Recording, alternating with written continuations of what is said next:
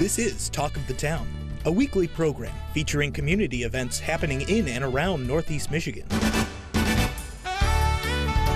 With your host, Bradley Summers. And get the latest from Alpena Community College with ACC President Dr. Don McMaster. And now, today's Talk of the Town.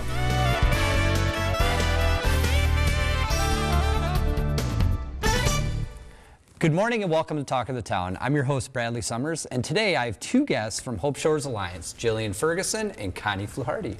How are you today? Doing great. Thanks for having us. Not too bad. Thank you. Well, thank you both for being here. I know this is, as we kind of culminate towards the end of the year and we get to the real nitty-gritty of like the resources and what we've done and reflect on things. First, we want to take a little time to talk about coming off the Giving Tuesday initiative in the community that I know you were participating in. Yeah, we were, honored to be part of CFNEM's, the Community Foundation's Giving Tuesday campaign this year again. And so that we're just a little bit relieved that it's over and done, but we're so excited to see the outcome. I was kind of watching the counter on the website toward the end of the night, and it always blows me away how generous the community is here. Yeah, it's pretty incredible. I think I looked at it like at 11:45, and it was definitely high in the six figures, which was wonderful. Yeah, I go to bed way earlier, so it was still in the low six figures at 8:30 p.m. when I shut it off. I have kids, so that's like my time to watch Sports Center and things like that too. Right. But and I know with those funds, you all had very specific goals that you wanted to see that the funds go towards, which was some of the things were some comfort items. Mm-hmm. Talk a little bit about how being part of an initiative like Giving Tuesday helps you on an everyday basis and the people that you reach out to. Yeah, thank you for asking. So we're very much grant funded, and grants are great. I mean, they're the reason we exist, but they are very limited and specific on what you can spend the money on. So when something comes up like Giving Tuesday and we're asking the general community to support our work, that's when we can get really creative about where that money goes, and we can listen to survivors directly about what they need and meet those needs. So something like welcome baskets, because every survivor that comes into our shelter gets a full basket full of just care items. Something as simple as not having a bath towel or a laundry basket or a hairbrush. So we try to create those so that they can be on the bed waiting for them when they arrive, so they don't have to go out with without those basic necessities. So that was one, and then we are building a lot of momentum around support groups right now and having more and more support groups, so trying to buy supplies so we can have a lot of diverse support groups like movement and yoga or vision boards or book clubs, things that really help survivors create a sense of community with other survivors. Yeah, and it's all about providing these wonderful resources to these individuals that are in dire need. A lot of times they're almost fleeing from a situation to get to you. Right. And the more that you can do with the resources that you have, the better off these individuals are going to be. Yeah, I mean, as we get to the end of the year, we kind of think about what we did in the year past, and this year alone we served like 550 survivors. So that's 550 people coming to us to get access to those supportive services, and we're just really working hard to communicate that we are every place, every minute, because we're 24 hours and we cover 5 counties, that as soon as survivors say that they're ready to go, we're there. That's why we traveled like 60,000 miles to go and visit survivors over this past year, and spent $70,000 on financial assistance for them for things like phone cards and utilities and medication. So everything that we do raise and earn goes directly to the work that we do. Wow, that's incredible. 60,000 miles. Yes, yeah. I mean, we cover the size of Delaware when it comes to our service area, so you can imagine kind of all running around just to make sure the appointments can happen where survivors can access them, because we're very rural and we don't have a lot of public transportation. So a lot of times that means advocates going to those survivors to provide those services. Yeah, that's awesome. So it's not always just like what's going on inside the building with the resources that are there, but it's actually reaching out to find and help those that need support that are out in the community. Absolutely. So we have a residential program, which usually does happen right within those handful of buildings, but then our outreach program covers I think it's like 3,000 miles in terms of our service area, and that's why we can easily spend, you know, last year, the year before, it was 36,000 miles. This year almost doubled, up to 60. So we're really on the road and meeting survivors in their homes, where they're at, where they can best access services. You know, and I know that's a lot of the testament to you and your team, because the more exposure that your program is having, the more it's being realized how dire and much needed these services are in our community and the other 4 counties that you serve outside of Alpena. Yeah, and it's just amazing to be a part of something like Giving Tuesday with all these other nonprofits, because we have community partners that we couldn't do this work without. And so getting to see them also participate and be honored this way, and seeing the community just like open their wallets and their hearts to all of the great missions that this community has, it's just, it's really encouraging to see. And we are blessed to be a part of it, excited to be a part of it, and we're excited to find out what the outcomes are next week. Yeah, December 6th. Yeah, I'm waiting for it. And Connie, your expertise with Hope Shores Alliance, it revolves around sexual assault. Yeah, so I am a sexual assault outreach and services advocate. So I work in non-intimate partner assault, non-intimate partner violence. And a lot of people don't know what that means. That means, so we have our domestic violence program that is usually coordinated between husband and wife, partners, spouses, while I work with survivors who have been affected by their children, by their parents, by family members, and strangers. Wow. And you said, you know, right before we came on to start taping today, you said there's a statistic of 80% of individuals that are going through situations like this in sexual assault, 80% are not reported. Yeah, 80% of sexual assaults, regardless of whether it's intimate partner or whoever the abuser is, it's going unreported, and that's because there's a stigma in reporting sexual assault, especially between women, non-binary folks, and men. So a lot of folks think sexual assault only affects women, but it all affects all genders, all ages, all groups, races, ethnicities. And it's also important to understand that boys and men can also be affected by sexual assault. Yeah. And one last thing before the segment ends today, your SART team, your sexual assault response team, talk a little bit about that. Yeah, so we have an advocate, like myself, on call 24/7, 7 days a week, including holidays and weekends, where you can call our help and support line at any time. And if the situation seems imminent or emergency based, we can come help you through medical examinations, through intimidating legal and law enforcement interviews. And it's really important to lower that stigma in reporting sexual assault and to help folks where they're at. Wow, you know, that's a very tough job that you both have, right. And it's much needed, and thank you both for what you're doing in this community and the other communities that you serve to, you know, make it a better place for people to live and feel supported and have that wonderful love and care and come from a great place. So thank you both very much. Yeah, we couldn't do it without the community that supports us, and we're happy to do it. Thank you for having us today. Well, thank you both for being here, and look forward to the next time we get to talk. Absolutely. Yes, we'll be here soon. Stay tuned after the break for 2 wonderful guests from NEMSCA here in Alpena. Welcome back, everyone. Our next guests are from the Northeast Michigan Community Service Agency, or the acronym NEMSCA, Heidi Powers and Pat Marleski. Hello. Good morning. Hi. Well, thank you both for being here. I know, wow, NEMSCA it seems they're everywhere, inside the schools, out in the community, working with seniors, providing food assistance. But today we're specifically going to talk about the Senior Companion Program and the Foster Grandparent Program that you are the program director of. Correct. So with the Senior Companion Program and the Foster Program, talk a little bit about some of your need for recruiting volunteers to get the program more exposure and get more people into the program. Well, I love to talk about our programs. So we engage seniors 55 years old and older throughout the 12-county area of Northeast Michigan, and engage them in volunteer service as either a senior companion who provides peer-to-peer companionship to another senior who is at risk of social isolation, a friendly visitor of sort. So they would either visit other seniors in their own home to help make their independence a reality, or visit someone in the nursing home and provide that extra socialization piece and help them remain engaged in activities and have that person-to-person social connection.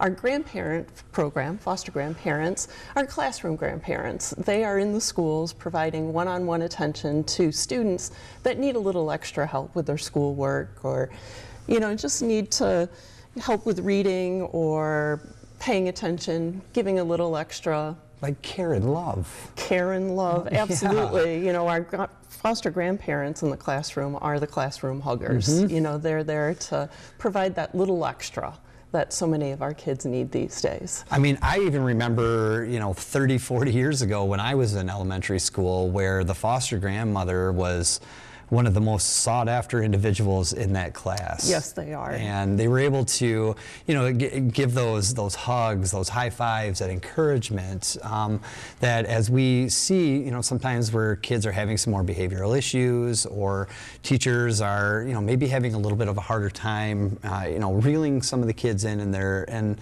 working with them independently one-on-one, because there's so many kids in the classroom. You know, having a grandparent in the class is such a huge resource. It absolutely is, and you couldn't have done a better job of describing exactly what they do. And Grandma Pat here with us today will be able to talk a little bit about her experience and just share exactly that, which is awesome. And just before we talk with Grandma Pat, you know, the recruitment of volunteers, we were talking just before we came on the show today about, you know, coming out of COVID now, that, you know, there was so much social isolation, as you had mentioned, when COVID was here and was, you know, wreaking havoc on our communities, and how it hindered so many things of the programs, that now that we're coming out, it's still difficult for those individuals. You're not seeing as many of the individuals coming back. We are not, and we definitely want to encourage those who are interested in being back into the community and serving. We want to encourage them to come and volunteer with us, and to have that sense of purpose. And, you know, we've got a few other incentives as well. Our volunteers, we consider them to be professional volunteers. We provide them with pre-service training and trainings throughout the year to help support them. And they also receive an hourly stipend of $4 an hour. We help with mileage reimbursement. We encourage their stations to provide them a lunch at no cost to them on their days of service. And we're here to support them and help them be successful in working with the kids or working with other seniors. That's great. And these are individuals that are 55 years and older. 55 years old and older. There is an income eligibility to be part of the program. Not any detail that I want to get into. I want to have that opportunity to talk to people and review that. You know, because we've got a few tricks up our sleeves to make the eligibility a reality and have folks join us. Well, and I know there are wonderful people out there that are watching the show that, you know, are sitting on a, you know, Monday through Friday thinking, what could I do to better this community and to help young people realize their potential? And absolutely. What a great opportunity to contact you and find out what they can do through your program. Yes, and there's so many benefits available to the volunteers as well. Our volunteers who are engaged actually have better health outcomes and have a more positive outlook on life and lower episodes of depression. So lots of advantages, not just to the kids and the other seniors, but to the volunteers themselves. Yeah, those intrinsic values are really important. They are very important. And Pat, I'm so happy you were here today, Grandma Pat, as the kids at Lincoln School call you. Yeah. Now you are a grandparent within the kindergarten class, Miss Kindergarten and Migalski's. second grade in the afternoon. Excellent. Talk a little bit about your experience as a classroom grandmother at Lincoln School. Well, the kids always fight to get your attention, that's for sure. But I basically, I work on the alphabet and the sound of the alphabet and teaching them to print their name on a line and And they're cute kids. I mean, one little girl just before Thanksgiving said to me, you can come to my house for Thanksgiving. And I said, oh no, honey, I can't come to your house. She says, why? Don't you know where I live? Aww. And you've been doing this for 13 years. Yeah. That's incredible. You know, so you're literally seeing kids from kindergarten and then Up to seeing fifth them, grade, yeah, yeah. seeing them all. But as you establish that rapport and that relationship, you know, with the kids inside the classroom, it speaks volumes in the community because they know you're also there, you know, at Walmart or Meijer. In the store, they'll holler, hi, Grandma. And even if it's not one of my students, I look because, you know, if they see you, they holler at you. So what was one of the big factors as to why you wanted to go into a program like this? Well, I had been a foster parent for 31 years in my home. And then we retired, and retirement gets boring after a while. And I thought, oh, you know, the school's only a block away. That'd be a nice, I saw their ad in the paper, is what I did. And so I applied for it and got the job. Yeah, that's incredible. And each year it kind of fluctuates between different classrooms and ages that you work with? Well, I try and stay with the same classroom every year because I get used to what the teacher does and what she needs done and stuff with the kids. But I've been in every grade but the 5th grade. Yeah, and that extra, you know, those, we were saying, you know, the extra hugs, the attention, the, you know, that encouragement is so important, and especially to the development of these young people. Well, I worked in the resource room for 4 years, and I had a 5th grader that had to come in every morning. She'd say, I got to have my grandma hug. Aww. And then she'd go back to her class. Oh, geez, that's amazing. That's amazing, though. Yeah. You know, those are the stories why working with young people and programs, you know, for you to hear these stories too, it's just, you know, we go back to that intrinsic value, but, you know, we don't do it because we want to, you know, see our name in, you know, the headlights and everything else. We do it because we want to make an impact. And, yeah. you know, I'm amazed. I have one little girl she comes in every day skipping and smiling, and I'll say, what are you so happy about? And she'll say, I like to learn. Well, and it's because of people like you that take the time to be there for them. Yeah. And it's people like you that are creating these avenues for individuals to be involved. Yep. You know, so thank you both so very much for what you're doing in this community and representing such a wonderful organization like NEMSCA and doing this not only in Alpena, but the other 11 counties that you're serving. Thank you. But thank you both for being here. It was our pleasure. Thank you for the opportunity. And I definitely look forward to the next time we get to talk. You definitely have to, Grandma Pat, you better be on the show next time.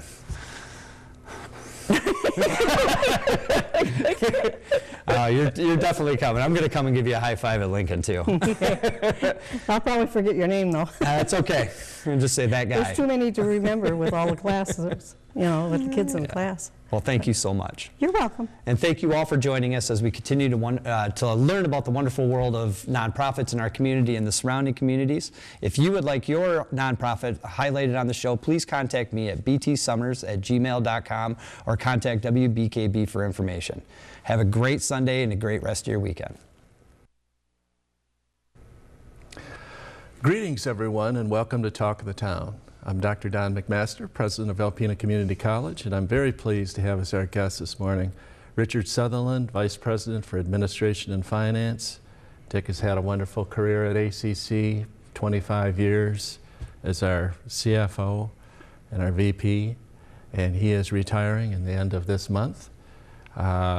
So, Dick, what are your thoughts here as you're coming down the home stretch? Well, the mere fact that you said this month is that all of a sudden hit me as it is this month.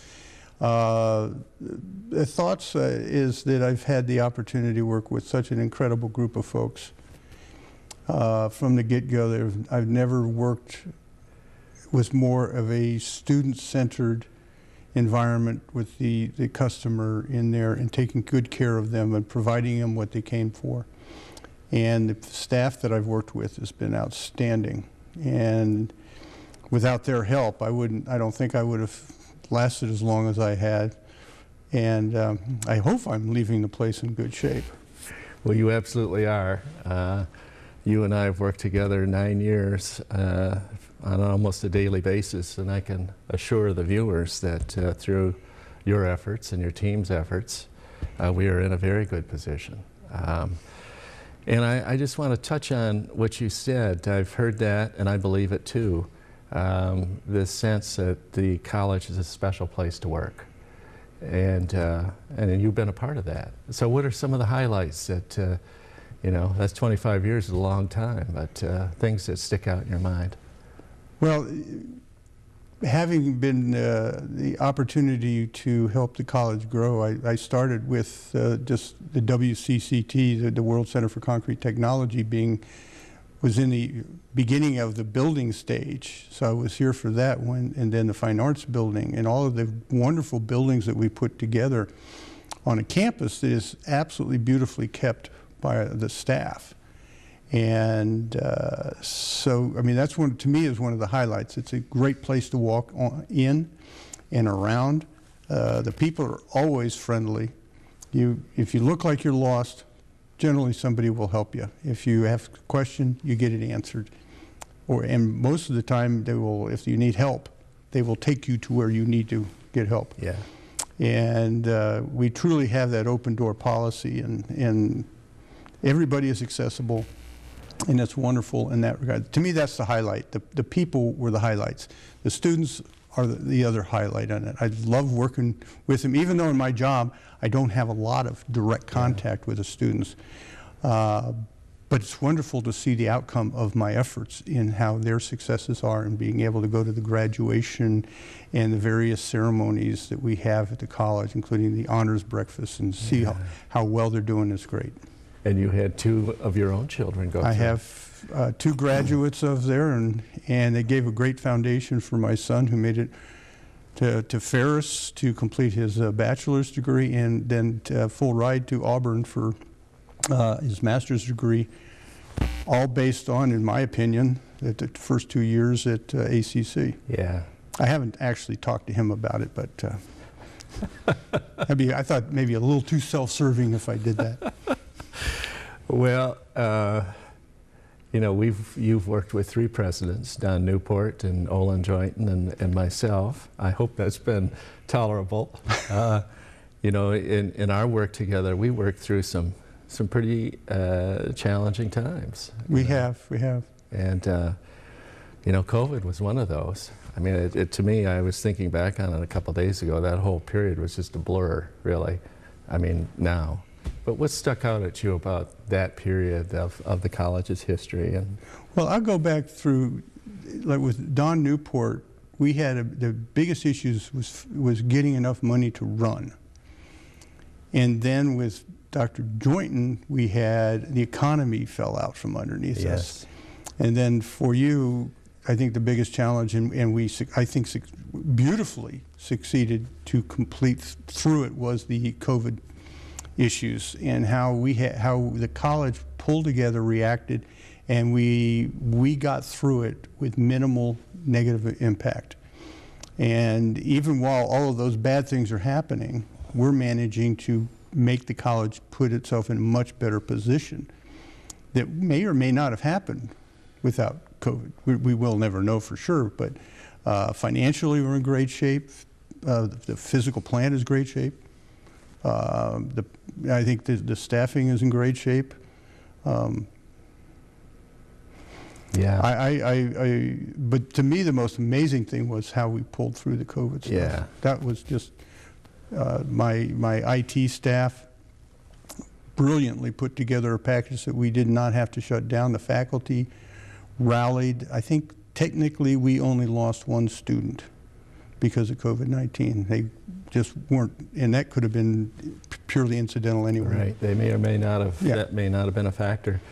Yeah, that to me is a very inspiring thing that institutionally we should be proud of, how the group pulled together, stepped up, and did the best for students, and you were a big part of that. You know, we had, you know, as many nonprofits, when COVID hit, we didn't know what the impact was going to be. We just knew it was bad, especially financially, and that it could be really bad for the college. As it turned out, after you know, the federal CARES Act dollars, and it turned out to be pretty good overall. And what other things, as we got about 2 minutes left, that you would like to share or just are on your mind? Well, some of the things that is interesting, the transition over the 25 years Because when I came in, the computers, the system we were working with were the little green screen boxes. Yeah. And see that evolution through there. We now have these, big white screens that we can look at, and which was really good for me as I got older. The bigger the computers got, and screens were good because I could see them a whole lot better. And when you're dealing with numbers all day long, I get kind of blurry-eyed when I would get home. So thank you for allowing me to buy a bigger screen. Yeah, it was a good investment. Oh, absolutely. Just seeing the technology and the growth, and I think one of the most interesting things that you brought to the table was making the interior match the exterior of the college, and bringing in a lot of artwork and other things to make it the campus shine on both on the inside and outside. And walking through it is great. Yeah. It's a beautiful place to visit and go to school. Dick, thank you so much. You did great. You did great for the college and the community. And thank you folks for watching Talk of the Town. We'll see you again next week. This has been Talk of the Town with your hosts Bradley Summers and Dr. Don McMaster. For a list of community events taking place in Northeast Michigan, please visit our website at WBKB11.com and click on our community link. This has been a Thunder Bay Broadcasting Corporation production. All rights reserved.